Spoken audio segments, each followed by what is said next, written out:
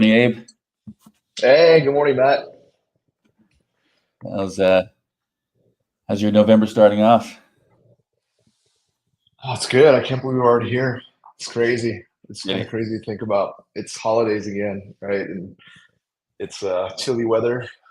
Yeah, Um, so it's awesome though. I'm glad we're here though. It's kind of that time of the year that's the best for some, it is. and for me, yeah, I love it. I love the holidays. Yeah, yeah. And even though we don't have as much of a fall in California, there's still some trees around me. I'm looking at they're changing color, and it's nice. It's a nice time of year, crisper air. So, yeah, Absolutely. yeah, Absolutely. yeah. But yeah, so we and the other part we're kind of past, which I'm sure for a lot of people it's a little bit of relief of taking it's been sucking a lot of oxygen out of the room is the election's over. So at least some of that's behind us. Obviously it's not still pretty soon, but at least that's there. And we wanted to talk a little bit about like now kind of what happens, right? What are the results of the election on the market, right? So and how it's all. Yeah. I mean, I think a lot of people have guessed once the election is over, we're back to gangbusters in our business, right? Like rates should, you know, cut down tremendously. People come out of the woodwork to want to buy and sell, and the activity be great again. Um, so yeah, but we haven't seen that actually.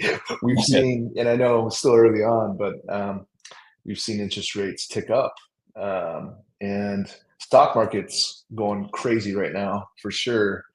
Right. Crypto as well, but yeah, there's still a lot of question marks. It feels like. After the election and in terms of what's going to happen. And I know we get that question a lot. What do you think is going to happen in the real estate market? Is it going to be a better year for us? Are rates going to go down to the fours, the fives? Like, what do you think, right? And Right. so I thought it would be good. We thought it'd be good to talk about that today and kind of share our thoughts. Yeah. Yeah, I think the main thing is the complexities that one necessarily president or another president really can't completely control when it comes to like the housing market, based on the fact that it's not a totally speculative asset. It's an actual real lifestyle decision, real financial decision people have to make for themselves. And versus like crypto, where it's like, hey, if we have someone we think is pro crypto, then it's like we know that's bullish in the long run, so people speculate on that bullishness, right? But it's like the housing market is like, no, can we still afford a house right now at this moment? Um, Also interest rates, complexity that affects interest rates, right? With the treasury and the 10-year treasury, all the things that go into affecting that is more often federal policy of what the Fed Reserve is going to do, which is an independent from any president, or at least is supposed to be, and seems to be that it's always has pretty much ran independently of political pressure, even though there's always been attempts by a president to exert political pressure on the Fed. Seems like they've been able to, stay pretty agnostic to the administration, right? And not be you know Yeah, I don't know if you saw this, but there was a like question uh, to Jerome Powell. I forget what forum he was in, but the Fed chair being asked, "Hey, are you kind of worried that you're going to get fired now that Trump has been elected?" And right. his answers were really straight and short. It was no, it's not legal. It's like they don't have Yeah, that legal that power to fire me, right? And so yeah, yeah, and just yesterday they cut rates, the Fed rate a quarter point, right, which was predicted, and there was right, no retaliation there based on who was, elected president, not to lower rates or whatever. The Fed is kind of running their own course and doing what they right, deem to be correct, based on the data. And so I love what he said though. Also, is like, hey, we're still looking at the data. We're not completely out of the woods, and we're like appropriately like react to what we see the data showing us, right, and do what's right for the economy overall. And so a quarter point drop didn't necessarily mean the bond market dropped. The bond market went up after the election results were in, and it went up pretty heavily. And I know right. I've been asked that question a couple of times. What does that mean, right? Yeah, What's that going to do? Isn't that the opposite way of what we thought was going to happen? And yes and no, but there is this kind of feeling in the market, or at least the way people are betting in the market, that we may see some inflation. We may see a deficit growing. And I know what the rhetoric was during the candidates like run for presidency, that there would be less government spending, a chop down of the deficit and whatnot. But I think the market is betting that there may be some more inflation coming up here as a Right. result of the election, and that the deficits may run higher. And we're seeing that also with stocks. Stocks go up when there's more money to dump in the stock market, right? And so Yeah. prices have gone up, or the stock market has gone up, and particularly some. I saw Tesla go up like crazy the other day. And I even saw Zillow go up 25% the other day, which we talked about. They beat their earnings expectations, and so yeah, it appears to be really really healthy stock market. But again, the bond market has gone up, and generally the way to think about it, I think the 10-year Treasury bond. There's a couple ways to look at it, but in more simplified terms, what does it take for an investor to want to invest in bonds, right? Is kind of the big question. And Right. well, if people's expectation of inflation is that it goes up, and right now I think inflation is what, 2.4%. The PCE or whatever it Right. is around 2.4. And so if it's going to go up, then you have to entice me with a higher yield in bonds to want to invest in bonds. So I have some capital preservation or some value preservation in my investment, right? So in other words, I can't have a bond yield at like 1% while inflation is at 4. I'd be Right. losing money, right, on that investment in value. And so I think that's what's going on. And again, there's like a really weird day. So I think there's like cross wires right now, but the bond market went up, and then the 30-year mortgage went down in terms of the rate, slightly. Right.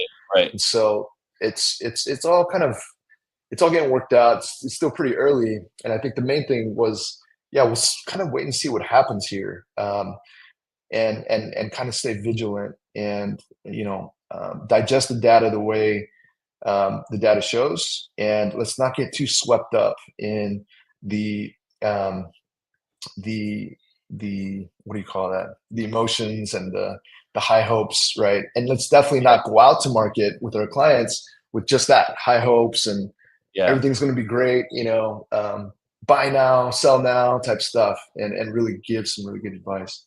Yeah. Well, I think for it's been now a year and a half, I think, where people have been projecting that 5% rates might be right around the corner. And I think that, we've kind of been contrarian to that idea, because really outside of the real estate industry, nobody really thinks that, right? And you listen to people outside the real estate industry, and I don't mean to make light of that. I mean, I realize a lot of people are counting on that, and a lot of agents are, and I think that's where I've always cautioned agents: don't hope for like lower interest rates anytime soon. Really, instead, do something that you can control, which is get out there and find the people who have interior motivation to want to buy or sell because they have a need, and find those needs versus trying to encourage other people that there's actual opportunity out there for them when maybe there's not, unless they really need to do something. Because like you said, it's always a good time to buy, in a sense, in a historical real estate perspective. Like if you buy and hold for a long time, real estate, you're going to do just fine. Same thing with the U.S. stock market for the most, so like time in the market's always going to be great. But like to try to get people to think they should make a decision now because something's happening is just a dangerous game to play, right? And so, I think it's for It, age two, it you had No, it always feels good to be right, right? It always feels good to like give that advice and then to win, and for you to get those kudos. But more oftentimes it's a dangerous game because you can be yeah, wrong, right? And it could mean literally people's livelihoods, right? People's shelter, their home. And so we were talking this morning about, people who are looking to buy, but only have enough saved for maybe like 6 months worth of payments if all things go to crap, right? Or they can only sustain that payment for right, 6 months. And so they're really hoping that rates drop so that they can get to a more sustainable level. And it's like, well, I can't sell you that they're gonna go down. I don't have that crystal ball fully, and right, maybe it's not the right time then to buy. Maybe there's a little bit more accumulation that needs to happen, or something in the job that needs to happen to be able to sustain better. and to give that advice versus, hey, just buy it and we'll figure it out, right? In other Yeah. words, meaning, hey, let me make my commission now, and then you can kind of figure it out on your own later, right? The And you know Mary what? House. Yeah. Sorry. Yeah. Yeah, yeah, marry the house, date the rate. Which is clever, in my opinion, right? It was clever. I saw that all over kind of the echo chamber of Instagram. But I was just Which, sitting by there the way, hoping, I hope it can, yeah, I and by the hope way, the rates go down, right? Like they're yeah, saying. a lot of people, that's a good strategy for. Like let's say you wanted to have a house in this certain neighborhood, homes never come up, and it's like that opportunity, and you have the means, and you're like, hey, listen, I'll date a rate for 3-4 years, and I want to marry that house for the rest of my life. Then that's fine. But some people were like, hey, marry a house that you kind of like. It's good. You just want to get into a house because you think you have to buy now because the prices are going to go up, soon. So I got to get in now, and then I just got to date this rate for like 6 months because rates are coming back down, right? That's where is maybe that's not the good strategy, right? Is buying a house you want to be out of in 2 years, and that you're hoping in 6 months the rate come down so you can stay that for that 2 years and then sell it for higher because prices are just going to keep going up, right? Those kind of that's the opposite of the good strategy there, right? As far as what you want to do. So yeah, Absolutely. And let's not forget, a couple of weeks ago, the rate did drop into the fives for a brief moment in time, yeah, hopefully long enough for people to have locked in and to taken advantage of that. I think we yeah, were quoting somewhere in like the 5.5, 5.6% range. right, And so it looked like for a second, like, oh man, this is going to be yeah, great, right? This is going to be awesome. All things are going our way. But I think even in our conversation together, we had this kind of like, ah, like we want to be, but we know there's a lot coming up. There's a lot in play right now, and so let's not be too excited about it, but let's just do the right thing and do the smart thing, right? Lock whoever we can. But yeah, it feels like there's a lot of things going on, and again, some of the things that I'm saying right now, you're saying that is things we hear in the media, right? And so let's not forget that. Um, the media and different outlets in the media have their own agendas too, right? I right, think we can all agree upon that, regardless of what side we choose to believe or choose to side with, right? But that yeah, there's agenda, and so there's still a lot of things to work out, a lot of things in the air, a lot of things yet to be seen, and we're hoping that everyone kind of goes out with that message that hey, one candidate or over the other being picked does seem to mean a certain thing, but let's see how it all plays out, right? And once that president gets sworn in, what kind of policy they put in place and what kind of action they put in, and how the markets react to it, right? right. As of now, the markets seem to be reacting a certain way, and we're watching that, and we're seeing and trying to figure out what maybe that means for the future. Yeah. Yeah, and I think if inflation does come down meaningfully, we know that we'll see lower mortgage rates, right? We know that for sure. If there's a consistent trend in that direction with no fear of them, rebounding back up unexpectedly, so I think that's so if there's anything that happens that helps that, sure, that could be a good thing. And then I think just like the Fed policy again is independent, but depending on Fed policy deciding if they ever need to, if things correct in too bad of a direction, like the economy gets worse and they feel like they have to stimulate, then the Fed might start buying back things. But I just don't see that right now. It's pretty strong, still a pretty strong economy in a lot of ways right now. And you know, on It's paper at it's least, it's eerie. the Yeah, it's inflation eerie how strong it wrong. is. The inflation is killing a lot of people, and that's where people feel in their pocketbooks is that there's inflation and things are inflated. So that the economy in everybody's households not necessarily doing well. That's the problem, right? Like, but the economy, as the net metrics we check for an economy, things are fairly strong. Jobs are still strong, and even the housing market prices have stayed relatively. We've seen some dips in certain markets, and even some people here maybe from market to market in Southern California, we might see some dips in one market or another based on just different factors. But overall, prices have stayed pretty upheld too. So we're not necessarily to a place of like pain of feeling it in the actual economic drivers that would also still affect people's pocketbooks and their earning potential, which is a double whammy, right? Like things are more expensive and I don't have a job, or things are more expensive and I don't have as much of an income, right? So hopefully, that's we can land that properly here too, right? That's the soft landing, is to not do that. But we'll see. Yeah. Absolutely. And it just feels like also, I mean, the projections that are happening for 2025, I don't think anyone has said like there's going to be a ton more sales happening. Rates are going to drop tremendously. I think everyone is still thinking incrementally better amount of sales or number of sales in total in the US, right? Incrementally better interest rates, hopefully, right? But we'll see what happens there. And so I think a lot of that sensationalism or that like kind of big false hope, right, is kind of subsiding, and Yeah. people are getting a little more conservative also in terms of what they're projecting. And again, like let's not forget that consumer debt is at an all-time high, and I hear the default rates are starting to rise, right? Which Correct. means a lot of things, but it does mean maybe households who have been depending on debt, and have been kind of riding through the tough times on debt may see some headwind, right? And may need to figure out, more of an improved income situation, or reducing their expenditures and their spending. And I know it's a very sensitive thing coming into the holidays as well, right? Um, so yes, we'll have to kind of wait and see how it all plays out, and not be completely, again, like we've been saying, like tone deaf to the real issues that are there, and maybe the ones that Yeah. will kind of appear, especially during the holidays, right? It's I think holidays gonna be a great bellwether. We will start seeing pretty soon here because holiday spending is kind of underway right now. So it would be once those numbers start to come out, retail sales, especially like at Black Friday, that kind of a day where it's huge sales and definitely have comparisons to prior years. But yeah, I think we'll start seeing that in the next few months to get an idea of where we're heading. Yeah, there was like one more thing I wanted to say about the media, I think, before we go on to the next topic. So like, we were talking about, different things we're hearing in the news. And I remember reading a very trusted news outlet, and just their kind of take on the housing market, that, Right, hey, things are slowing tremendously. And when I look at what they were talking about, it was from last month to this month, there's been a slow in sales. And it's like, yeah, that happens every year. It's called like seasonality, right? We're moving into the right. holiday season, right? And Yeah, so there is still a lot of kind of sensationalism out there, as always, in media. And so, to us at Circa, our agents, and to whoever's listening, it always feels like you have to comb through that stuff and and right. and see for yourself, like what is the data saying? What kind of data are they really even talking about right now?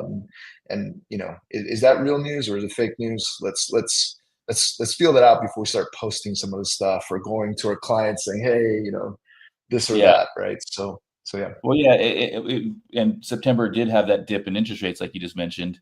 So it also not only seasonality, but there was also kind of a kind of an outlier blip in interest rates that might have also stimulated a little bit of pendings in September that we may not have in October because rates started coming up. And I do think that the election does distract people and sort of put plans on hold in that a really acute moment right before, maybe like in October. So you can also see that also affecting that seasonality as well, but it's not necessarily an overall trend in the economy, right? So, or the housing.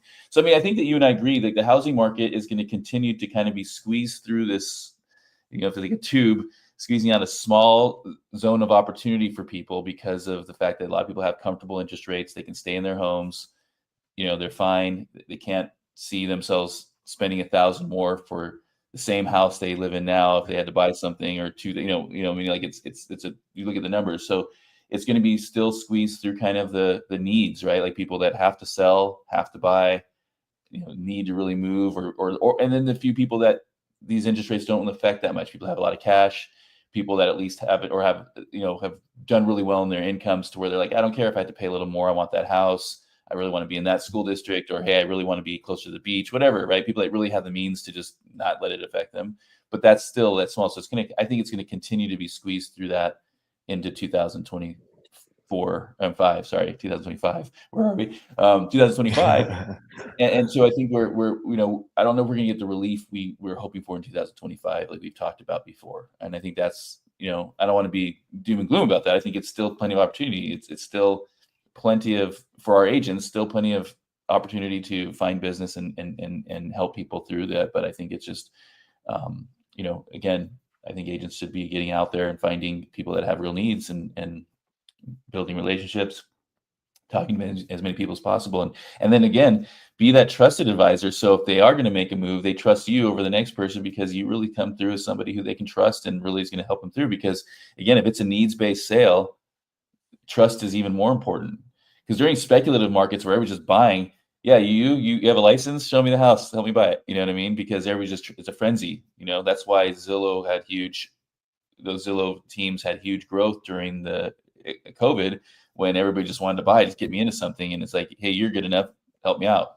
Now people are going to be going, hey, I really have a hard situation here. I have a lot to think about. I have a lot of considerations. I need someone that I can trust, someone that's good, someone that knows the markets I want to buy in, people that understand really how to advise me here.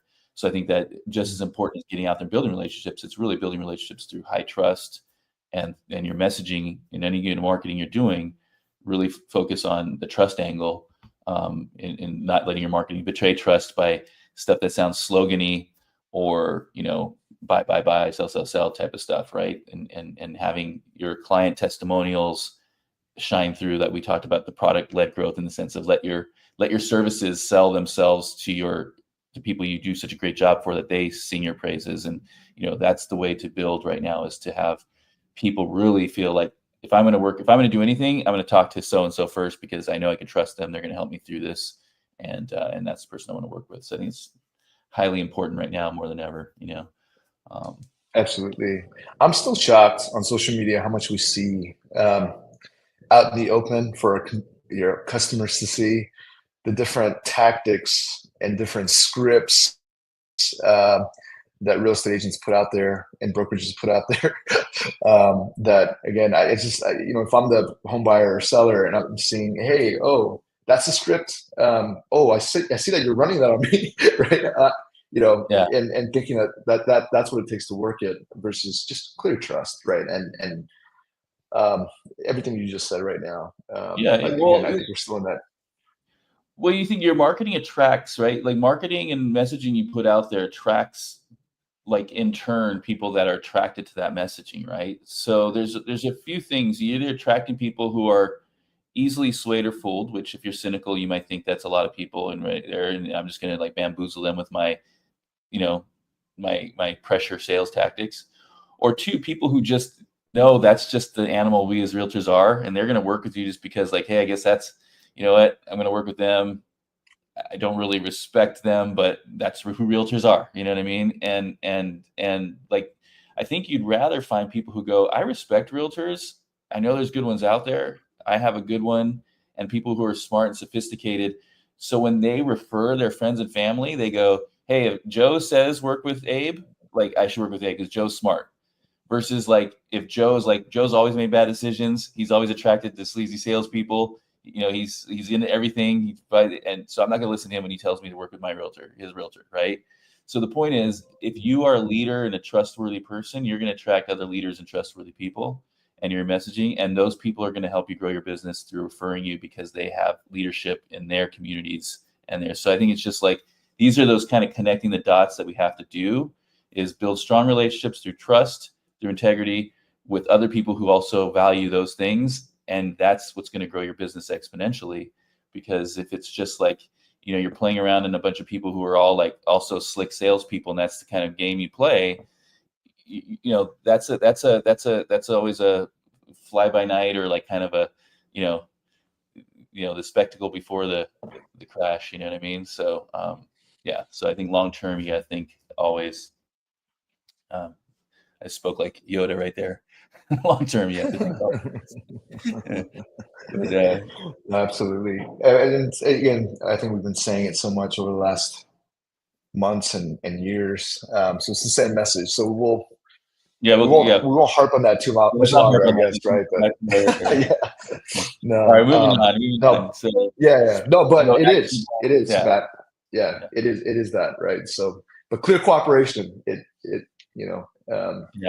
it's something that you and I have talked about. We've talked about the stances of different companies and where they hope to see clear cooperation go, or the removal of clear cooperation in MLSs, and who stands to benefit from that and who doesn't. And I know we've had a conversation because people have taken stances on that. Big company leaders have taken stances on that, and and now post NAR kind of world, you know, that there's people maybe in companies looking out for their own self-interest more than the consumer or even the agents. So yeah.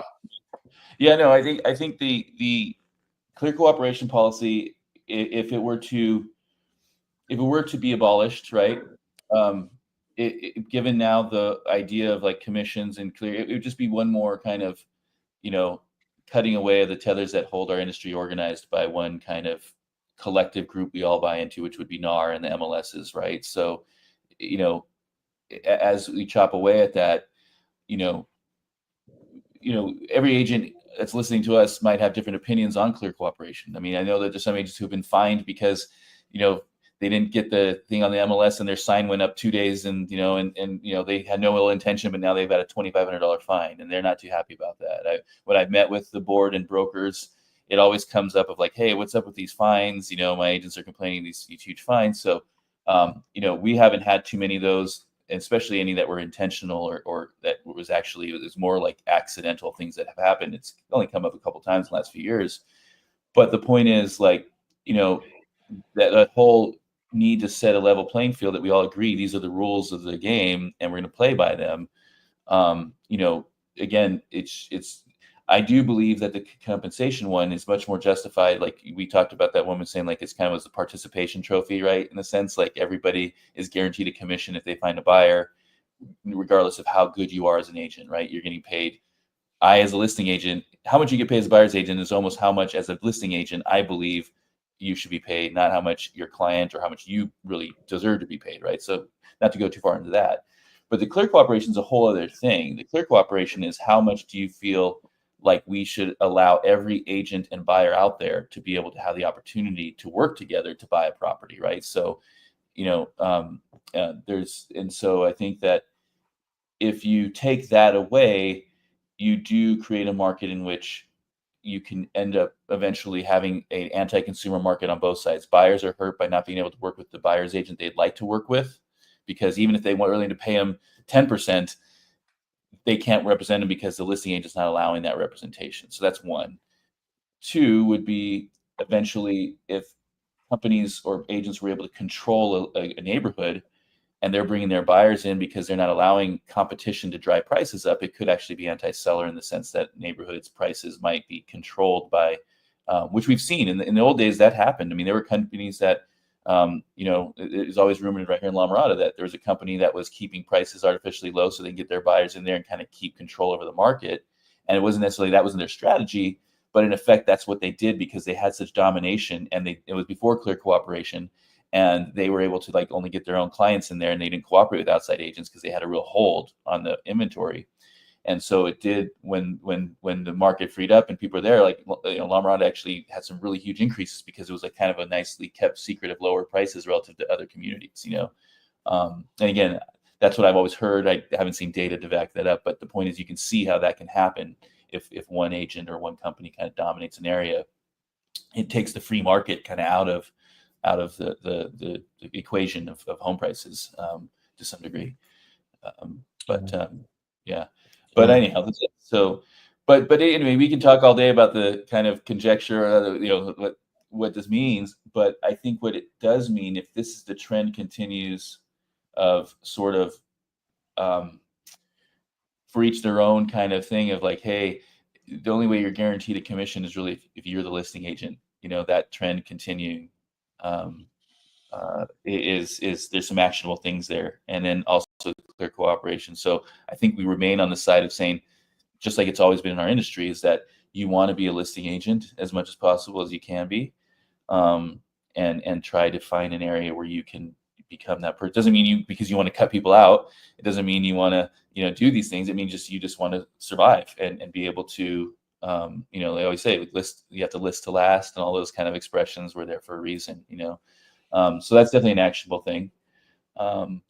Yeah, we talk about this a lot, right, Matt? We run little cohort groups to try to get agents to commit to that. It takes years to really get that type of benefit in a market, or to farm a market, right? To use that terminology. And then, so what is like the clear cooperation or non-clear cooperation mean for us at Circa? Doesn't mean much right now, right? Right. And then what does it mean for you as an agent? Yeah, do what you need to do to be good anyway, right? And Right. secure your kind of future and build your business in a way that it can't be threatened by some policy change like this, right? Or some shift in the market. And so, if there were ever a time uh, to double down on your business and really start to do things that maybe you're not familiar with or you always known to do, but you never got around to doing it, like this is the time. This is absolutely the time because yes, so much is shifting. The NAR settlement was a huge one, right? I love that. What I think her name's Glenda Barker Baker out in Atlanta. She's just like a really like say it like it is type of agent, and she's killing it, right? But her big thing was, yeah, like get out of my way, right? There are no more participation trophies in real estate. And you who need that, get out of my way because I'm going to make a truckload of money, right? Running circles around you because I am good at what I do, right? And so I feel like you and I spend a lot of time probably with agents who have in one form or another kind of expressed that they're fearful, right? Right. Show me how we can, kind of navigate this, right? Show me how we make sure we don't die in this, right? Like career wise, like our careers don't go to zero. And then having other agents in our office like, I'm not affected by this at all. Like I'm excited about this. I'm ready to go, go get more, right? And really, Yeah. working on their business. So the main call here is whichever side you lie on, you got to work on your business, and the time is now to do it and to really really work that out versus just know it, think it, sleep on it, and then someone, Matt Nabe or someone is going to just help me through this when the time comes. No, it's the time is now. So Yeah. Well, yeah, an entrepreneur has to, trying to speculate on short-term things is not the way to go in business. It's recognizing long-term trends, right, and how things are trending. And the whole idea is that, you know, the when when this lawsuit was happening, before the lawsuits were really kind of starting to take shape, there was a lot of companies are coming out saying, this is back in 2021, saying we don't need to cooperate anymore, we don't have to offer commissions, and so I was at that point telling agents like, listen, the actionable things here, go after listings. That's the one way, right? That's always one thing. And two was, you know get good at buyer consultations, get good at your value proposition for buyers, because you're going to have to start justifying your commissions to buyers rather than the listing agent having to justify incentive to their sellers, right? And it's going to flip. And again, we've seen it like hasn't flipped as much as maybe we thought. Like, there's still a lot of people that just telling their sellers they're going to have to pay commission. I mean, we know that there's all these things going out there, but this is a trend that's happening. You're right. There's going to be short-term sort of battles here and there along the way, but the trend is going one way. And so I think that so before it was listings, get good with buyer consultations and being able to really solidify your value with buyers to where you can work with buyers in a transparent way where they have to agree to the commissions you're being paid. And again, I've always worked that way since 2005, 6, maybe before, but I think it's like I was trying to get other people to understand the value there. But going forward, I think that there's a third thing that this clear cooperation we talked about was, so still listings, still want to be strong with your buyers so you can get your buyers to feel like there's value in working with you. And because there is, right? It's not like we're trying to trick them. It's actually explain to them what the value is. But the third thing is having a good reputation out there, which we've always preached as well. But if there is an environment where agents are going to be able to decide if they want to work with you or not as an agent, in the sense that they have exclusive listings that are not able to cooperate or don't have to cooperate. If you're a good agent in the marketplace and you have great reputation and agents know they can count on you, it may be a situation where they go, hey, like I really want to work with you, Abe. I know you're going to work great. I know you always bring great buyers. I'm willing to like figure out how we can make this deal work. Even though I'm not cooperating, we'll figure some way to make this work, because I know you, I know your buyers. And I feel like that's where some of the proponents of getting rid of the clear cooperation kind of feel that strong. They feel like, one, I got great market share. Two, even if I don't, I know the agents, I know the industry, people know me. I'm going to be just fine. I don't need that. I don't need this. I don't not only need to get paid by you, it's the selling. I don't even need to I don't even care if you promise that you'll even work with me. I know I can get it to happen. I know I can make it work, and my buyers will back me up and they want to work with me. So the people who really feel like I don't need any of this organization, I don't need, somebody giving me a fair shake. I can make my own destiny.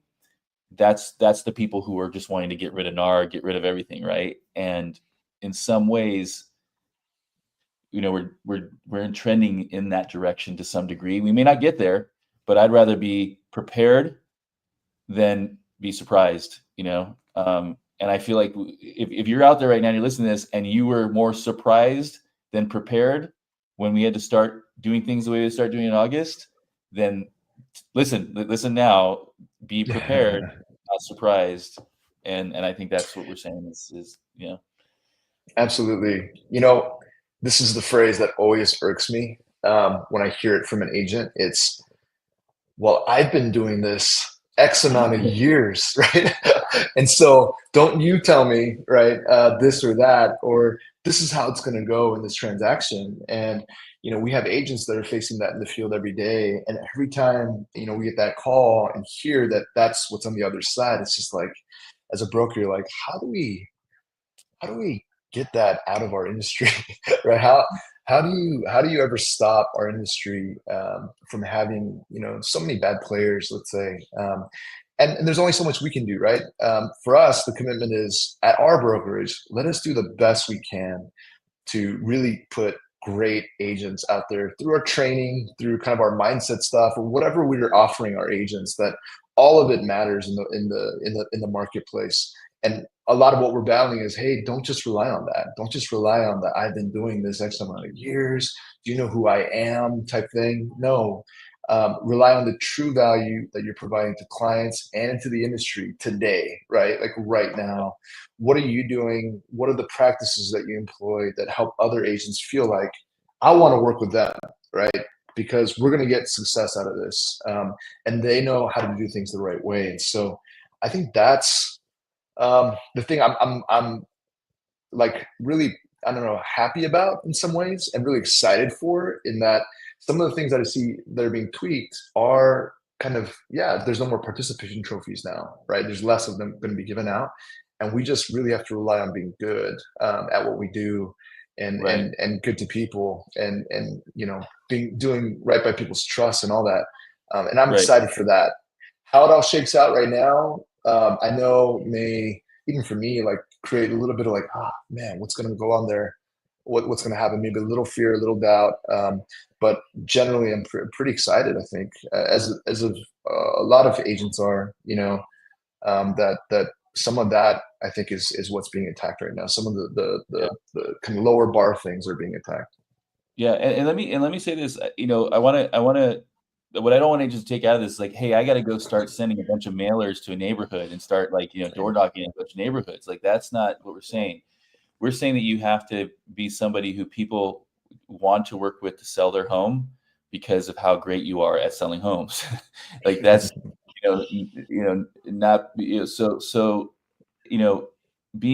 making selling homes into an art form, and building relationships with people who own homes and being in communities of homeowners where you're building relationships with people who are eventually going to have to sell a home, and then know other homeowners because they hang in those circles, and having such a great stellar reputation of excellence is like, rather than sending a bunch of mailing, and I'm not saying mailers don't work and that you can't send mailers. I'm just saying, don't think you're going to have to go spend a ton of money now, like, oh, I got to go get listings. I don't have the money. I can't do this. It's like, no, think about it and go, I just need to have, when I have a listing, by the way, the biggest lost opportunity is just not doing what you're supposed to do. Like, oh, I was going to do that. I was going to do the open house invitations, but you know what? I got busy and I didn't do that. Or, oh, like I was going to do that nice mixer with all this stuff, but you know what? It was expensive. Like, I didn't want to spend this much, you know what I mean? Or, if you're not pulling out all the stops for every single one of your listings, right? And this is the problem with listing agents who have a lot of listings and not enough staff, right? Like maybe you have to invest in staff. Like maybe if you have too much business and you're dropping balls, right? In Business 101, we used to always talk about the first thing that makes you go out of business is lack of sales. And the second thing that makes you go out of business is lack of being able to support those sales, because you get a bad reputation because you sold a lot, but then all of a sudden you're dropping balls. and you don't able to cross that chasm into like letting all those sales benefit you to more sales in the future, right? It's kind of like the Yelp curse of restaurants, right? All of a sudden they get some good reviews and everybody goes there and they're overwhelmed, they're understaffed, and then all of a sudden the bad Yeah. reviews come in, right? So it's like you got to staff up, better have the systems in place when you have Yeah. that ability. And so the point is, the biggest lost opportunity is to not just kill it on your listings, like like just kill it on your listings. Like if you have a listing opportunity, and better if you don't have a lot of business because you can just focus all your efforts on that one listing. But be creative, be thoughtful. And by the way, this happened last week. One of our agents who's I guess just shout out to like Melissa Jones. One of our agents having a big listing coming up, and she wanted some help, and Melissa Jones stepped in and like, here's everything I do, connecting them on the phone. Here's everything I do to get like to pull out all the stops from my listings, because that's someone like her, that's what it is. And we have a lot of agents like that circa that do that type of thing, where it's like their efforts on a listing shouts to the rooftop, from the rooftops to all the other homeowners in that community. And they're like, when I sell my house, I'm working with them, not because they've sent me 30 postcards, but because I saw how they did that. I saw how they staged that house. I saw how they got it fixed up and prepped for sale. I saw that how they just made the community all welcome into there and to come into, all those things that we do. So if you have a listing and you don't know what to do, reach out to us. We'll help you. We'll make sure that. Sorry, little side plug for how we can help you. But the point is, that's the missed opportunity I find is not like killing it on your listings every time. That's like perfectly said.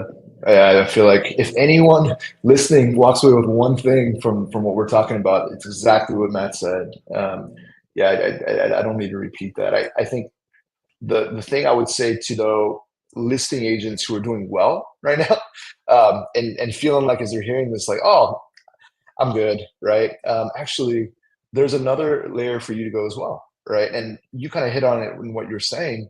We're seeing that listing agents who are really good may need to employ more people, right? Mm-hmm. That has been the limiting kind of factor in the struggle. I wanted to tell a story about a listing that I'm kind of involved with right now that I didn't get initially. And the person went with a local agent to the area, which again, I probably would have advised for as well. But that local agent is so busy that getting this home shown, because the requirement is, it's a bigger home, right? It's, hey, the listing agent should be there to walk them through and tour. It's been such a challenge that it feels like they're not getting the best or most efficient kind of like looks, right? There's a lot of scheduling involved where it's weeks and weeks out sometimes because of how busy this person is. And so Right. so it is a problem, and sellers do feel that although they want to work with you and sure your results are really good and you're the expert in that area, that sometimes there is too much busyness there. Or when you show up to something and you are busy, that they feel like overwhelmed by how busy and flustered you are, let's say, because you're running around here, there, everywhere, right?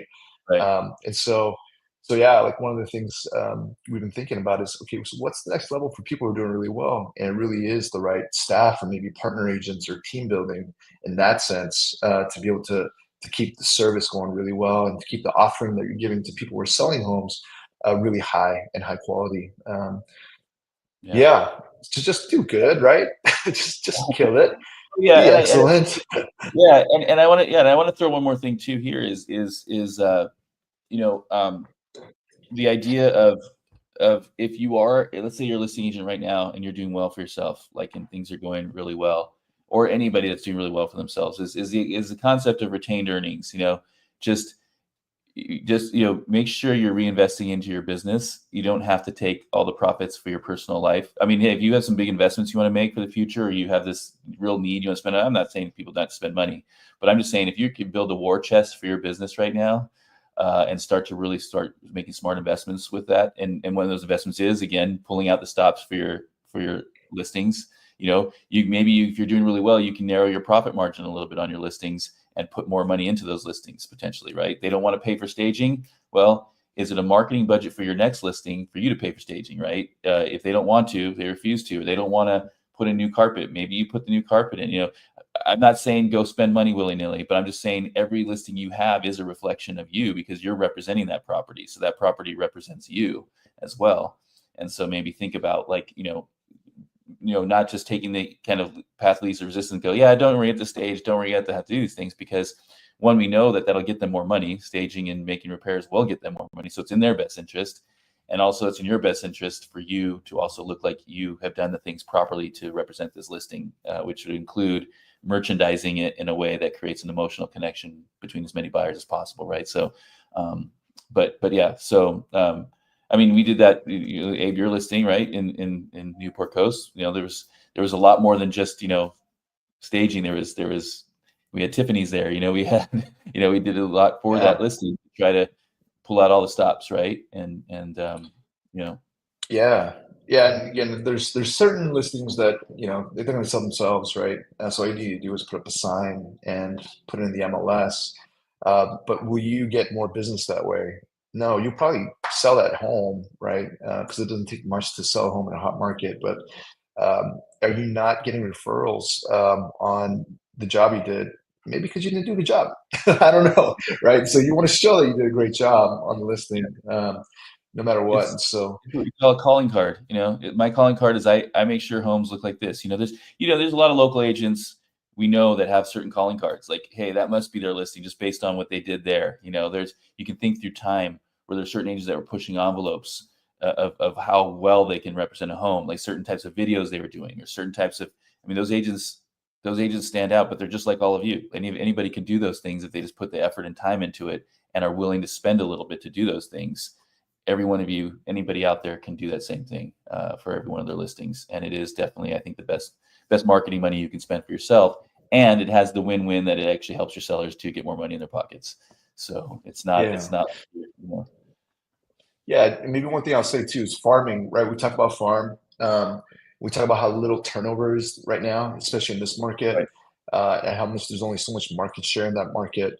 But when you, again, do a listing the right way in that market or outside of that market, what starts to happen is that the people in the neighborhood who saw your listing start remembering and thinking, wow, they did a really good job. So when they do that, or when I sell my house, I want that done to my listing, right? Right. And not only in that neighborhood, but the people in that neighborhood that see it will tell their friends and family outside of that neighborhood, right, how great of a job you're doing on these listings. And it is your calling card. So it's a misnomer to think, hey, if I just farm, like, I got to pick a farm where there's a lot of activity. Yes, that's true, right, to some degree. But just when you do things well, the reach that has, the impact that has beyond just that little geographical area is pretty tremendous, right? And that's what we're telling people to do. That's the goal. Versus again, just like pepper certain farms with EVN or whatever.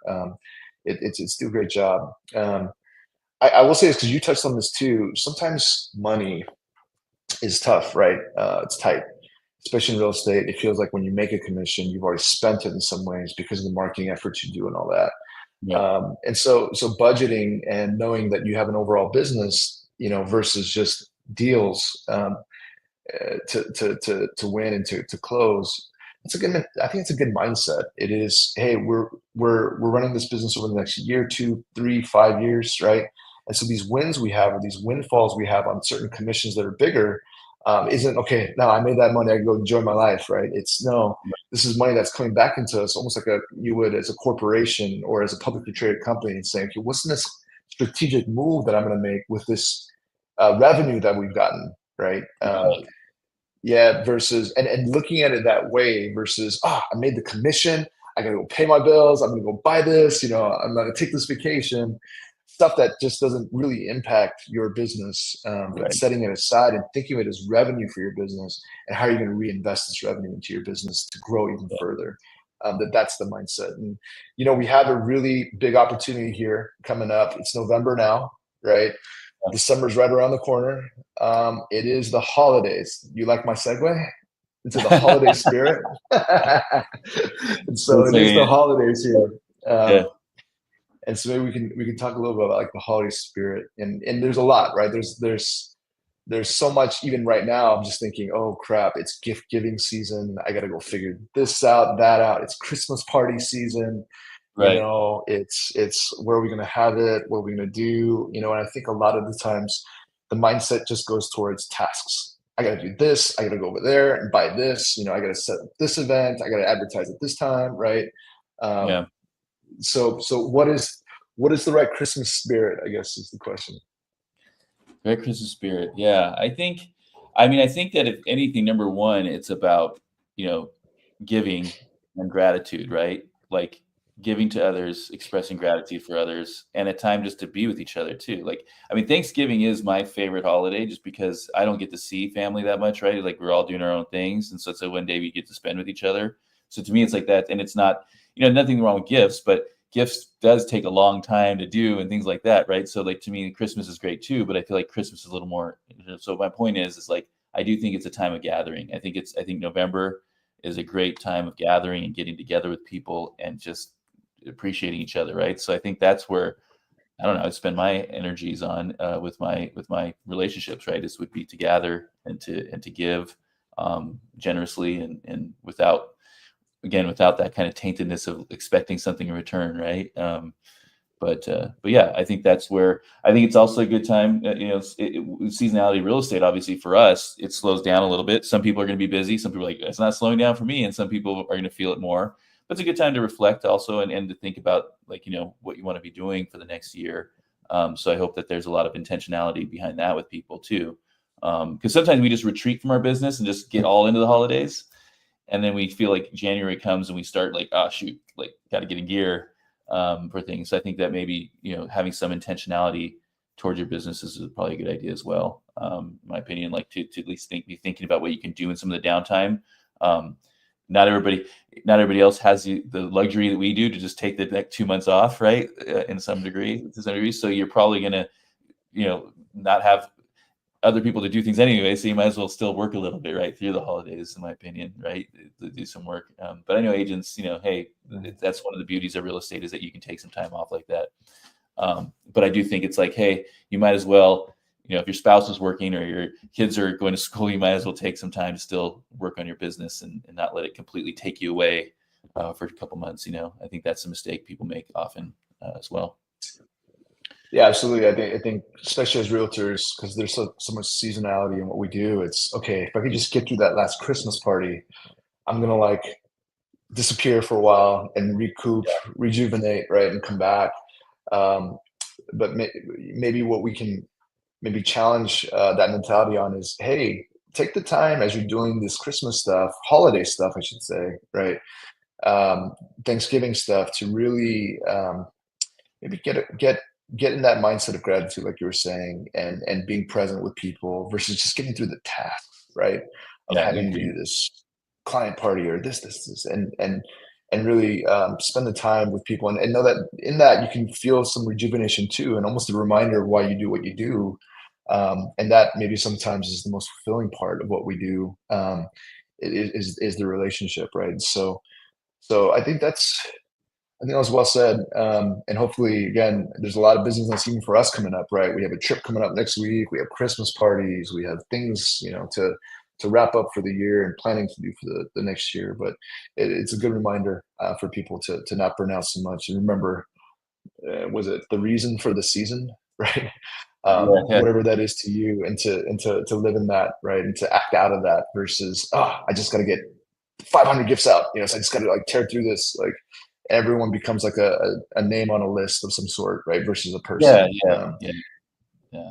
I think definitely, yeah, no, I agree. I mean, I do, don't get me wrong, I do think it's a great time to get out there and spread cheer to your client base and get out there and saw someone dropping by pies and, you know, is Izzy right out there. Shout out to Izzy but the point is, I think there's a lot of people out there in our company that are doing those things, but I think it's just like, man, yeah, don't like bring that vibe of cheer and good vibes and generosity and just, yeah, get out there and, yeah, gather with people um, and celebrate like the season with people, But yeah, I definitely don't think it should be a stressful time for you. Like, yeah, try not to let it stress. Just do you and give and be intentional about it. But I definitely got being present and not just feeling like I got to drop these off. Here you go, throw it on the doorstep, run Yeah. to the next. That's probably not the way to go. You know. Yeah, and maybe this is where I started too with the budget thing, right? It's a time where we get stressed about spending money as well because we want to Yeah, do things to really, make a wow kind of splash with our clients today or friends and family even. But is it possible to convey your gratitude, and to be in a relationship with people in a very meaningful way without spending a lot of money? I think the answer is yes. We just have to be really thoughtful and creative in what we do. And so if you're yeah, sitting there worried that the holiday season's here, knowing how much every year you spend right at that right. season, and hey, it's been a slow market, right? I don't have as much in the war Yeah, chest or the marketing quote unquote budget or the gift budget. Yeah, let's take that stress off. Let's think through a little bit more creatively and thoughtfully. What are the things that I want to say to my clients, even if it's just a card, right? What are yeah, the things that I want to convey to them, the gratitude I want to convey, and let that be what you reach out with versus an extravagant gift or something. You know what I'm saying. yeah, So for sure, for yeah, sure. Yeah, yeah, absolutely. I yeah, think that it's the more important is the relationship and the just being there and spreading the cheer, right? So, um, yeah. yeah, I will say this too. It is kind of downtime for us, by function of what the market is doing, but also just the holidays and just our jobs being somewhat seasonal, right? And it's a great time to now start thinking and preparing and dreaming and visioning really big new goals for the new year. And so, Matt, maybe you can share what day that is that you're doing yeah. that. It's gonna be a Monday. I want to say, look here, we're gonna do um, rather than doing like a business planning, group setting where I'm presenting and doing that. I want to do just a day of like almost a workshop where we're just in the office together. Whoever wants to come by. I think it's. I want to say it's 25th, November 25th. Thank you, Abe. Thank you. Yeah, November Yeah. 25th. And what it's going to be is just I'm there, going to show some things, give you guys some tools to do it. But really, I just want every person just plan their own. I'm there to sit and talk with each of you. I'm going to be there all day long. Maybe we'll like set some appointments. But the point is, I just want to make sure everybody feels like they're getting some sort of plan that they feel is exciting to them, like to where it's motivating and they feel like this is something that's achievable, kind of like the SMART, methodology to some degree, but really to understand tactically where they're gonna, within that strategy of their goals, where they're gonna try to what things they're gonna do and adjust in their businesses to get there. So you know, I was talking to somebody the other day, and sometimes when things get too mathy, right? How much do I want to net profit and this and do all that, which I tend my brain goes there, and so forgive me for that. I'm that way sometimes. I'm a little too mathy, but that doesn't have to be the way you do things. Like you can have just a top line revenue number that just means something to you symbolically. That's what I'm going to shoot for. It could be like this many homes, or it could be whatever your goals are. It could be just like, hey, I just want to break into this type of way of getting business. Like I just want to get good at this, or whatever those goals are. Just as long as it's part of a cohesive, intentional plan to go. This is what I need to do every day. Because a lot of times we can't get those goals translated into what do I do today? And I think that's the goal of this exercise. Like, hey, you shouldn't wake up in the morning and go, what do I do today? What's my plan? What's my goal? Like hopefully for 2025, no one has to go through that. So that's what that's what the end goal of this is. It's not to have a complex spreadsheet that, is like it was fun to do, but then you never look back at it ever again, type of thing. Like, and I fall into that trap. And so I think the most important thing is just that we have some person might have a 10-page kind of business plan. Some people might have just like 10 things they're going to focus on. Like it doesn't have to be. Everybody can have their own. But with the most important end goal is that everybody feels like they know exactly what they should be doing and they know what they're working toward, and they feel good about it. Like they feel excited. They feel like it aligns with their values, who they are, who their brand as a person is. All those things. So just have alignment in there. So then that way you're going fast. There's no drag, right, of uncertainty. Like, am I really sure this is what I want? All that sort of thing. Like remove that drag and be able to hit 2025 strong. It's an important one. It's really an important one. If you don't set goals, you won't hit them, right?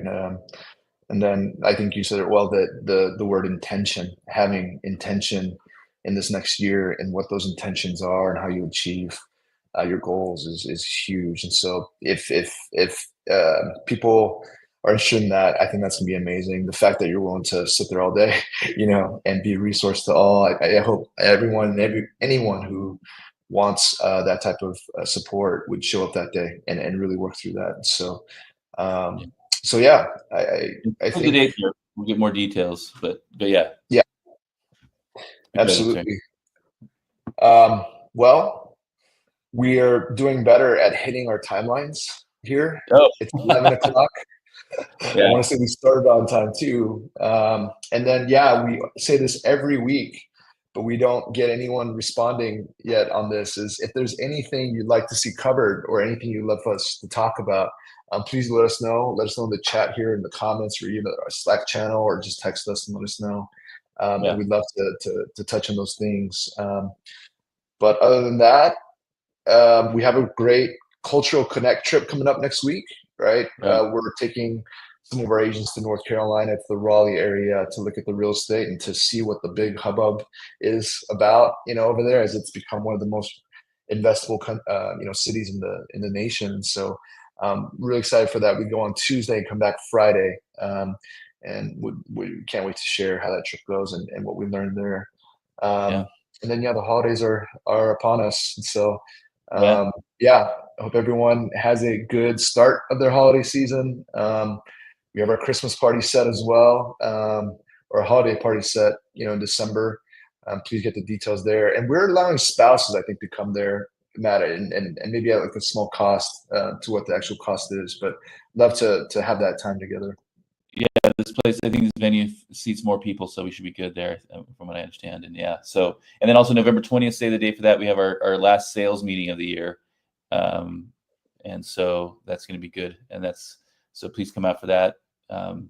So yeah, some really good things there. And yeah, and by the way, we encourage you guys that, next year we're going to be doing more Cultural Connect trips. So just really try to get your, hat in the ring for that. We really want to make that everybody have a chance to participate. So, don't let anything stop you from getting involved with those, for sure. So, but look forward to next week. It's gonna be fun.